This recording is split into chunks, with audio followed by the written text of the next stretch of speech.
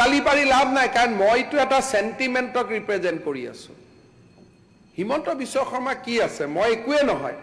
মই এটা লুপ্ত হ'ব পৰা এটা সভ্যতাক মই প্ৰতিনিধিত্ব কৰি ইয়াত কথা কৈ আছো। গতিকে আপোনালোকে যেতিয়া আমাক সমৰ্থন কৰিব যে হয় ট্ৰাইবেল বেল্ট এণ্ড ব্লক কৰি দিয়ক ছাৰ, বটদ্ৰৱা কৰি দিয়ক, ধুবুৰীত কেইটুকুৰমান মাটি বাচি আছে আপোনালোকে ৰাখি থওক, আমাৰ আপত্তি নাই, তেতিয়াহ'লেতো কোনে আপোনালোকক না ক'ব, কোনে আপোনালোকক বিৰোধিতা কৰিব?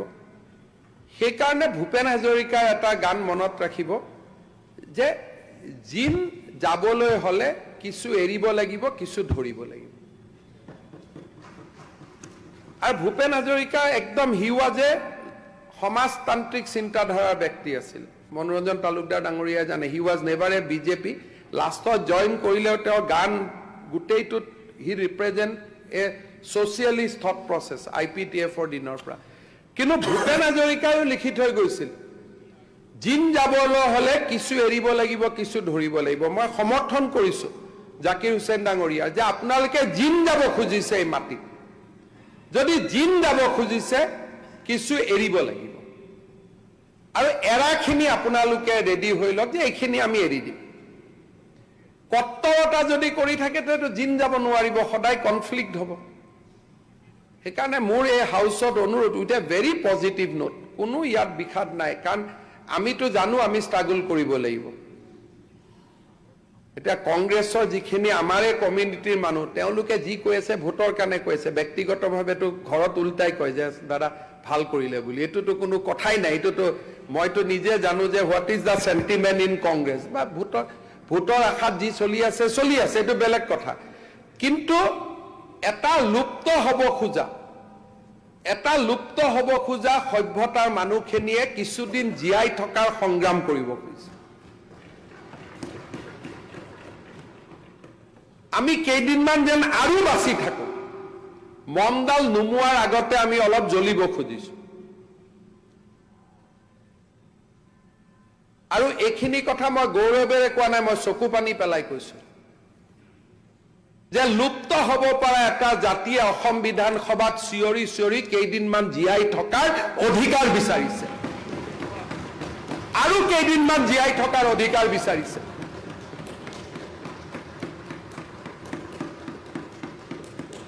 ধুবুৰী গ'ল, গোৱালপাৰা গ'ল, বৰপেটা গ'ল, দৰং গ'ল, নগাঁও গ'ল, মৰিগাঁও গ'ল মানে মাটি বাৰীবোৰ গুচি গ'ল।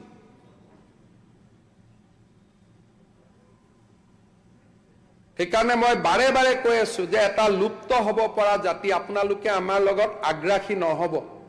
আমি জীয়াই থকাৰ এটা সংগ্ৰাম কৰি আছো যে কেনেকে আৰু কেইদিনমান জীয়াই থাকিব পাৰো। আৰু স্যাৰ এইটো গোল বুলি কৈছে স্যাৰ, কেনেকে স্যাৰ অসমীয়া জাতি অসমীয়া সমাজখন যাব পাৰে স্যাৰ? 1920 চনত নগাঁও জিলাত স্যাৰ আলিতামণি স্যাৰ অসমীয়া মাধ্যমৰ ব্ৰিটিছে স্থাপন কেনেকে ক'ব পাৰে?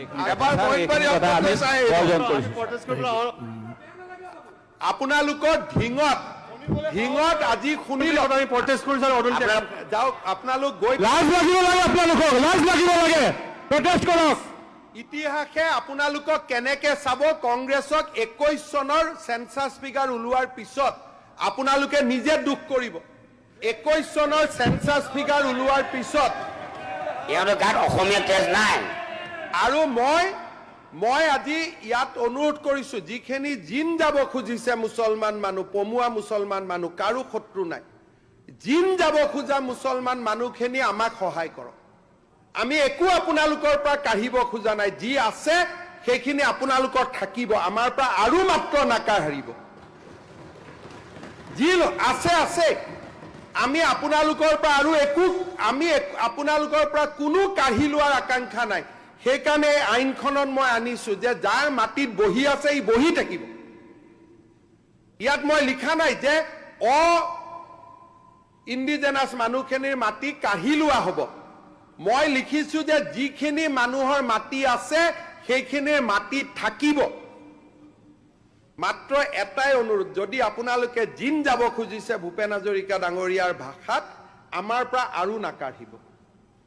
আৰু এটা লুপ্ত হ'ব পৰা জাতিৰ অধিকাৰ, বিধানসভাত যেতিয়া আমি আহিছিলো, এইবাৰ মই অসমৰ মুখ্যমন্ত্ৰী হৈছিলো, আৰু হম নহম এইটো কথা নাই, শেষ দিনাখনলৈকে জাতি মাটি ভেটিৰ অধিকাৰৰ বাবে আমি যুঁজিম, আৰু সেইটো কাৰণে ইয়াত আহিছিলো।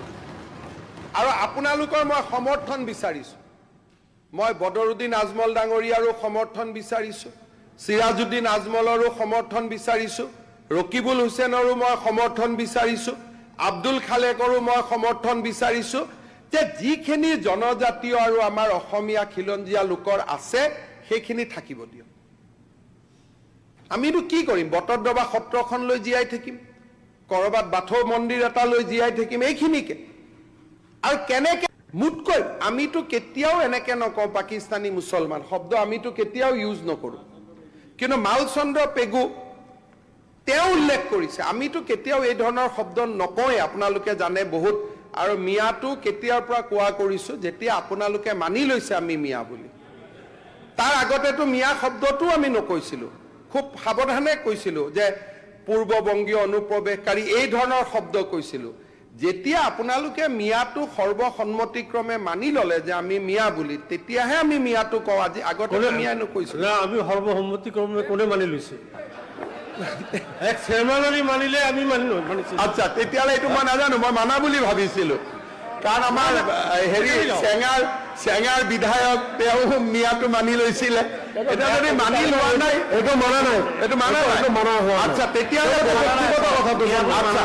অধ্যক্ষ মহোদয়, তেতিয়া ময়ো মোৰ ভাষাটো কাৰেকশ্যন কৰিব লাগিব, কাৰণ কাৰো মনত দুখ দিয়া শব্দ মুখ্যমন্ত্ৰীয়ে ক'ব নোৱাৰে। মই আকৌ ইমান দিন মিয়াটো কৈ আছিলো এই বুলি ভাবি যে আপোনালোকেতো ডেফিনেশ্যনটো মানি লৈছে বুলি। যদি মানি লোৱা নাই, তেতিয়াহ'লে কালিৰ পৰা মই এই শব্দটো ময়ো নকওঁ, কাৰণ মই এইটো পদত থাকি মই ক'ব নোৱাৰো। ইমান দিনে মই কৈ আছিলো যে এইটো শব্দ ক'লে আপোনালোকে ভাল পায় বুলি, যে সন্মানীয় শব্দ বুলিহে মই কৈ আছিলো ইমান দিনে। যে